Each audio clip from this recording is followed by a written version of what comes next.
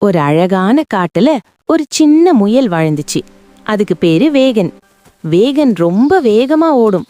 எல்லா விலங்குகளையும் நான் தான் வேகமானவன் சொல்லி கேலி பண்ணும். ஒரு நாள் காட்டுல ஒரு ஆமை நடந்து போயிட்டு இருந்துச்சு. அதுக்கு பேரு மெதுவன். மெதுவன் ரொம்ப மெதுவா நடக்கும். வேகன் அதை பார்த்து சிரிச்சு, ஹஹா, நீ எவ்வளவு மெதுவா நடக்கிற, நான் உன்னோட போட்டியில ஓடினா நீ இன்னும் பாதி தூரம் கூட போகாத இனி கேலி பண்ணுச்சு. ஆமை மெதுவா சிரிச்சு, சரி வேகன், நாம 2 பேரும் ஓட்ட போட்டி வைப்போம்.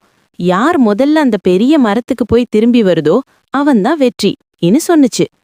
காட்டுல இருந்த எல்லா விலங்குகளும் ஓ என ஆச்சரியப்பட்டன. எல்லாரும் முயல்தான் ஜெயிக்கும் இன்னு நினைச்சாங்க. போட்டி ஆரம்பிச்சுச்சு. டக்குன்னு வேகன் முயல் ரொம்ப வேகமா ஓடி பாதி தூரம் போயிட்டு, ஆமை இன்னும் வரவே இல்லையே, நான் கொஞ்சம் ஓய்வெடுத்துட்டு வரேன் இன்னு சொல்லி ஒரு மரத்தடியில படுத்து தூங்க ஆரம்பிச்சுச்சு.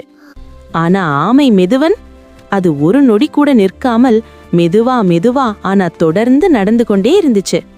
நேரம் போக போக முயல் தூக்கத்திலிருந்து எழுந்து பார்த்தா ஆமை கொஞ்ச தூரத்துல தான் இருந்துச்சு. வேகன் பயந்து ரொம்ப வேகமா ஓட ஆரம்பிச்சுச்சு. ஆனா டக் டக், ஆமை மெதுவன் ஏற்கனவே பெரிய மரத்தை எட்டி திரும்பி வந்து விட்டுச்சு. எல்லா விலங்குகளும் ஆமையை கைத்தட்டி கொண்டாடினாங்க.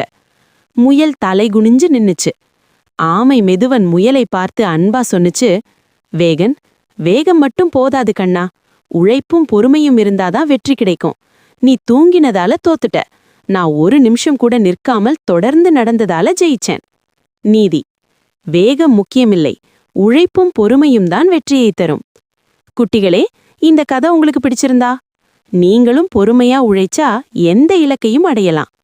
அடுத்த கதை எதை சொல்லணும்? முயல், ஆமை, அணில், குரங்கு? சொல்லுங்க. உங்க பாட்டி எப்பவும் உங்களோட தான் இருக்கேன். கதை பிடிச்சிருந்தா லைக் பண்ணுங்க.